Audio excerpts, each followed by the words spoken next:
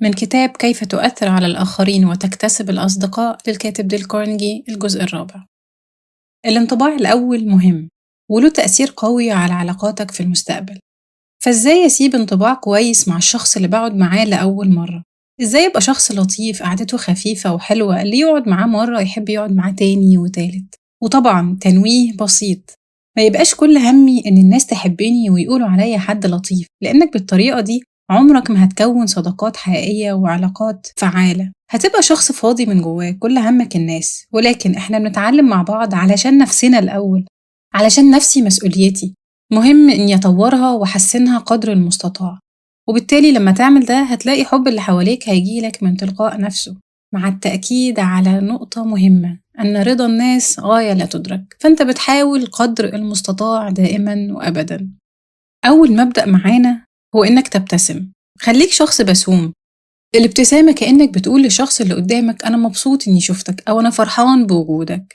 وده السبب اللي بيخلي الحيوانات الأليفة محبوبة وبتوجد رغبة عند بعض الناس بتربيتها، لأن هي مجرد ما بتشوف صاحبها بتظهر سعادة غامرة وبتسعد بوجوده، فطبيعي إن صاحبها هيسعد بيها. فإذا عايز الناس تتبسط لما تشوفك وتحب قعدتك، فأنت محتاج تعمل ده الأول معاهم. ابتسم لما تقابل حد، ابتسم وانت بتتكلم في التليفون. في المجالات أو الشركات اللي بتعتمد على التليفون لعرض خدماتها ومنتجاتها بيطلبوا من الموظفين بتوعهم الابتسامة، لأن ابتسامتك بتظهر على صوتك.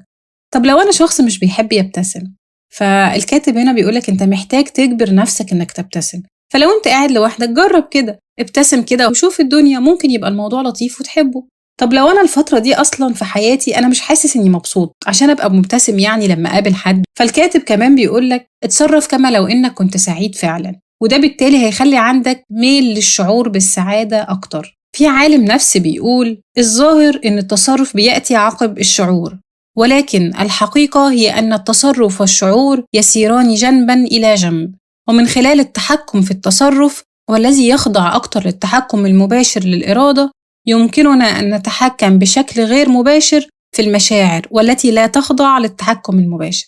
يعني إيه؟ يعني تعامل كأنك مبسوط، ابتسم واضحك. الكاتب بيقول إن السعادة أو عدمها مش معتمدة على اللي معاك أو على اللي هيبقى معاك، ولا على المكان اللي انت فيه أو المكان اللي نفسك أو عايز تبقى فيه. السعادة مش معتمدة على الظروف الخارجية، وإنما معتمدة على ظروفنا الداخلية. السعادة مرتبطة بتفكيرك فيها. فمثلا ممكن تلاقي شخصين في نفس المكان بيعملوا نفس الحاجة، معاهم نفس الفلوس في نفس الوضع الاجتماعي تماما، ومع ذلك ممكن تلاقي واحد سعيد والتاني بائس بؤس السنين. طيب ليه كده؟ الإجابة هنا هي علشان اختلاف الموقف العقلي أو الذهني بينهم. في مقولة بتقول يحصل معظم الناس على السعادة بقدر ما يقررون أن يكونوا سعداء. يعني زي ما بيقولوا كده السعادة قرار، فما تفضلش مأجل سعادتك على حاجة في المستقبل. عالم نفس في جامعة ميتشيغان بيقول إن الأشخاص اللي بيبتسموا يغلب أن تكون قدرتهم على الإدارة والتعليم والبيع أكتر فاعلية، وغالباً بينجبوا أطفال أسعد. وده اللي بيخلي التشجيع وسيلة تعليمية ذات فعالية أكبر بكتير من العقاب. والحقيقة إن في الكلام عن الابتسام وأثره ما أقدرش أنسى حديث الرسول صلى الله عليه وسلم: تبسمك في وجه أخيك صدقة. الابتسامة هي رسول النية الحسنة. الابتسامة مش هتكلفك حاجة سهلة وبسيطة، ولكن تأثيرها كبير ومهم. تاني حاجة، افتكر أسماء اللي بتتكلم معاهم. خليك عارف إن من أبسط وأهم طرق كسب مودة ومحبة الناس هو حفظ أسمائهم، إنك تخلي الناس يحسوا بأهميتهم. والموضوع ده مهم جدا في مجال الأعمال والعلاقات الاجتماعية والسياسية كمان. والكاتب بيقول لنا شوية حاجات تساعدنا نفتكر بيها الأسماء. أول حاجة، لو ما سمعتش الاسم بوضوح استوضحه، معذرة أو معلش ما سمعتش الاسم كويس. ولو الاسم غريب ومختلف قول له أو اسأل إيه هي حروف الاسم ده. كرر الاسم كذا مرة في الحوار بتاعك مع الشخص ده. حاول تربط الاسم في ذهنك بملامح الشخص، تعبيراته ومظهره العام. وطبعاً لو الشخص ده مهم حاول تبذل مجهود أكبر في إنك تفتكر الاسم، زي مثلاً إنك تكتب الاسم على ورقة وتبصلها وتركز فيها وتثبت الاسم بإحكام في ذهنك، وبعد كده تقطع الورقة. الطريقة دي بتدي انطباع بصري للاسم بالإضافة للانطباع السمعي، وطبعاً ده بياخد منك وقت، بس في مقولة بتقول الأخلاق الطيبة تتكون من تضحيات بسيطة. مهم نبقى مدركين السحر اللي بيحصل والأثر الجميل لما تكون بتتكلم مع حد وتفتكر اسمه وتقوله له أثناء حوارك معاه، لأن الاسم ده بيخصص الشخص، بيخليه يحس إن هو متفرد عن غيره، وأيا كان كلامك بعد كده هتلاقيه بيحظى بأهمية بعد لما تكون قلت اسم الشخص. والكلام ده بينطبق على أي إنسان من أكبر شخص لأصغر شخص. يعني اسم الشخص بالنسبة له هو أجمل وأهم صوت يحب إنه يسمعه بأي لغة. تالت حاجة معانا، خليك مستمع جيد. شجع اللي حواليك إن هم يتكلموا عن نفسهم، ودي طريقة سهلة علشان تبقى محاور جيد، وهي إنك تبقى منصت جيد.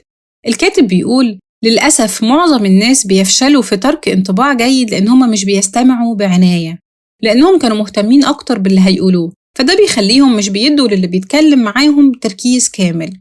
وغالباً الناس بتفضل التعامل مع المستمع الجيد أكتر من المتحدث الجيد. شركة من شركات الاتصالات عملت دراسة تفصيلية للمحادثات الهاتفية علشان يعرفوا أكتر الكلمات استخداماً. تفتكروا طلعت كلمة إيه؟ ضمير المتكلم أنا اتقالت 3900 مرة في 500 محادثة. القدرة على الاستماع تعتبر من الصفات النادرة الكويسة جداً اللي ممكن تلاقيها في شخص، وللأسف كتير من الناس بيروحوا الأطباء علشان كل اللي عاوزينه هو شخص يسمع ليهم. فلما تقعد مع حد المرة الجاية شجعه إنه يتكلم عن نفسه، إنجازاته، ولو جت في بالك فكرة حاول ما تقاطعهوش واستنى لما يخلص كلامه واتكلم بعدها. أما لو عايز الناس تتجنبك وتقلل من وجودك، فكل اللي عليك إنك ما تسمعش لحد وتتكلم دايما عن نفسك، ولو جت في بالك فكرة واللي قدامك كان لسه بيتكلم ما تستناهوش يخلص كلامه، اقطع كلامه حتى وهو في نص جملته وما تستناش إن هو يخلصها. الأشخاص اللي احنا بنتكلم معاهم مهتمين بنفسهم وبرغباتهم وبمشاكلهم أكتر 100 مرة من اهتمامهم بيك وبمشاكلك، وللأسف دي الحقيقة المرة اللي احنا مش بنبقى واخدين بالنا منها. يعني ممكن تلاقي ألم أسنان بالنسبة لشخص أهم عنده من مجاعة بتهدد ملايين في بلد تانية. النقطة الرابعة، اتكلم في إطار اهتمامات الشخص اللي قدامك. اتناقش معاهم في الحاجات اللي انت عارف إن هي بتهمهم وبتسعدهم. احنا بنتحضر قبل لما نروح نقابل حد، بنشوف هنلبس ايه وهنقعد فين وهناكل ايه، بس عمرنا ما فكرنا احنا نتناقش في ايه، وخصوصا لو انا هقابل الشخص ده لأول مرة. من الآخر كده انت محتاج تحضر نفسك قبل ما تروح، حتى لو بحاجات بسيطة، رؤوس مواضيع تبقى عارف هتتكلم في ايه أو هتقول ايه. اقرأ عن الموضوع اللي الضيف مهتم بيه وخد نبذة عنه بحيث انه تلاقي حاجة مشتركة تقدروا تتكلموا فيها. الطريق الملكي لقلب أي شخص هو إنك تتكلم عن الحاجات اللي هو بيقدرها أكتر من غيرها.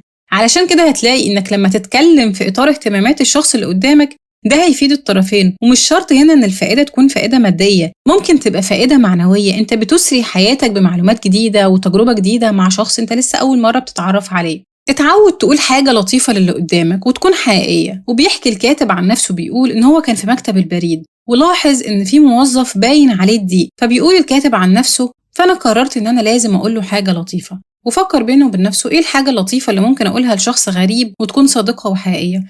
وفعلا وهو في الدور بتاعه قال له إن شعرك شكله مختلف وجميل، ولقى الشخص بصله باهتمام واتخض في الأول وقال له هو ما بقاش حلو زي الأول. فالكاتب رد عليه وقال له حتى وهو على وضعه كده فهو شكله مختلف وجميل. ودخلوا مع بعض في حوار بسيط. وبعد فترة الكاتب بيقول إن هو كان بيحكي الموقف أو القصة اللي حصلت معاه دي في محاضرة من محاضراته، فسأله حد هو أنت كنت عايز منه حاجة؟ والحقيقة إنه هنا كمان أنا ما أقدرش ما أذكرش الحديث اللي بيقول الكلمة الطيبة صدقة. فأنت حتى الكلمة الطيبة اللي بتقولها لحد أنت بتؤجر وبتاخد ثواب عليها. فالإنسان بيكون دايما منتظر استحسان اللي بيتعامل معاه، منتظر التقدير، وبيبقى عايز يحس إن هو مهم حتى في عالمه الصغير. وده تقدر تعمله في أي مكان وطول الوقت، مش شرط إن أنا في مكان معين لازم أعمل ده.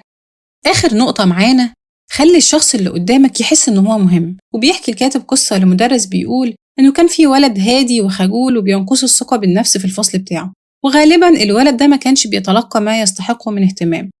فالمدرس بتاعه كان بيدرس فصل من الطلاب المتقدمين، بحيث إن اللي كان بينضم أو بيكتسب حق الانضمام للفصل ده بيمنح وضع رمزي وامتياز خاص. وفي يوم أربع لطيف كان الولد ده بيدرس والمدرس حس فعلا إن هو عنده إمكانيات جواه، فسأله إن هو إذا كان يحب ينضم لفصل المتقدمين. وبيقول المدرس إني كنت أتمنى لو أقدر أوصف النظرة اللي كانت في عيون الولد لحظتها ومشاعره وإحساسه وهو بيحاول يمنع دموعه. فالولد كان مندهش وقال له هل أنا أستحق؟ فالمدرس قال له أيوة أنت مستحق لده. وبيحكي المدرس إن الولد كان في غاية الفرح وشكره وهو خارج من الصف. فكلنا عندنا الرغبة في إننا نحس بالأهمية. أنت مهم، لازم دي تكون نظرتك لكل شخص أنت بتقابله. والحقيقة المجردة هي إن معظم الناس اللي بنقابلهم تقريبا بيحسوا إن هم أفضل منك بشكل من الأشكال. والطريق المؤكد لقلوبهم هو إنك تخليهم يحسوا بأسلوب لطيف بإنك بتقدر أهميتهم، بتقدر وجود الشخص اللي معاك من خلال كلامك معاه، تركيزك معاه، عينيك معاه، فما تبقاش عينك مع كل حاجة حواليك إلا اللي أنت بتتكلم معاه. محتاجين نرجع تاني نستخدم كلمات اتنست زي من فضلك وبعد إذنك وشكرا ولو سمحت، وبس كده. أعاننا الله وإياكم.